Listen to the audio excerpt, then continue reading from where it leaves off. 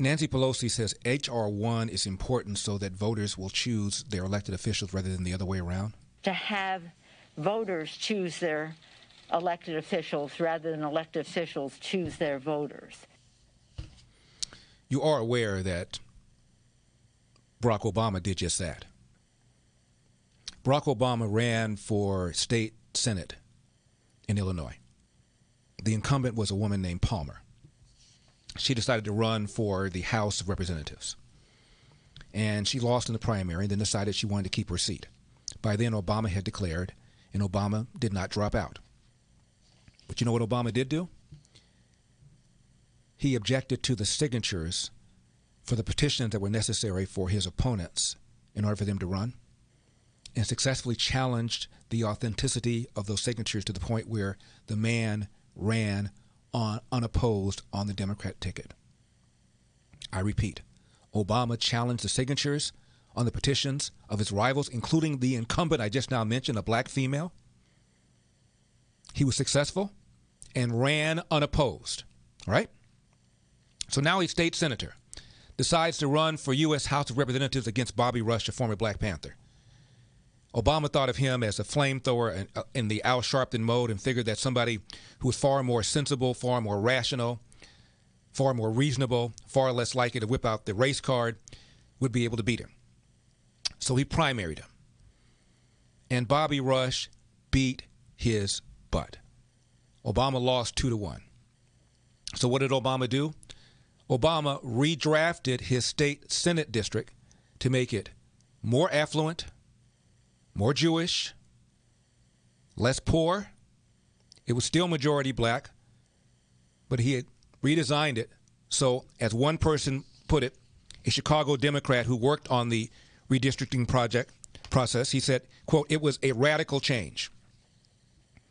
Article in ProPublica, which is not right-wing, headline says, "Obama's gerrymander. President Obama may have propelled his political career forward by gerrymandering a Chicago district to include rich supporters." Interesting. To have voters choose their elected officials rather than elected officials choose their voters. John Corrigan, a Chicago Democrat who worked on the 2001 redistricting process, said this: "I remember a couple things about the district that he and Obama drew. First, it retained Obama's Hyde Park base. He did beat Rush in Hyde Park.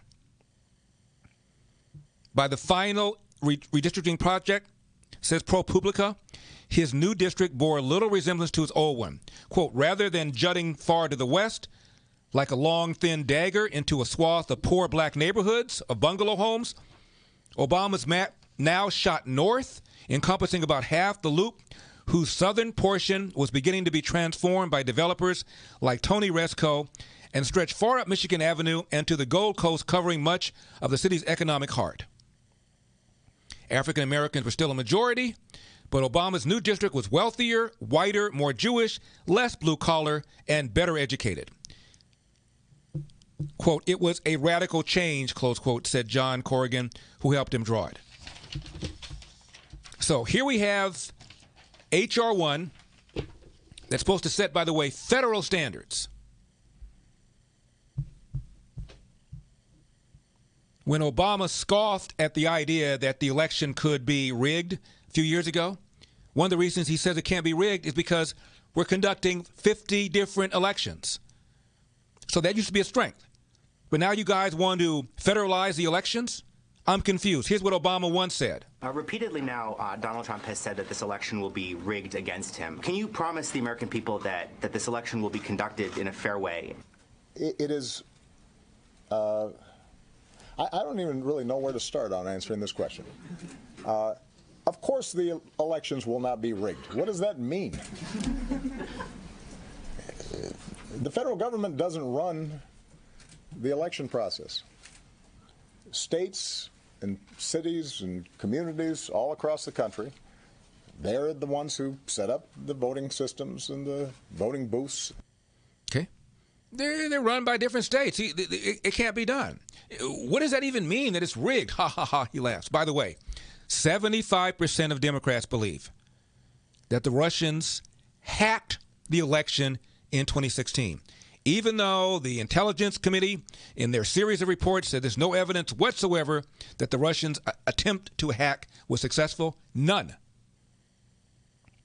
And they can't tell one way or the other whether or not the Russian disinformation stuff, basically buying ads in Facebook, had any effect whatsoever. But 78% of Democrats believe that the Russian disinformation campaign changed the outcome of the election. So here Obama is scoffing at the idea that Donald Trump would suggest an election would be rigged, and yet 75% of Democrats believe that Russians hacked the election, and they clearly did not, according to Jay Johnson and the Senate Intel report.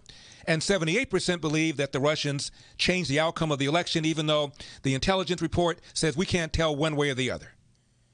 And Obama is scoffing at people like Donald Trump for suggesting the election might be rigged. What hypocrites, what phonies.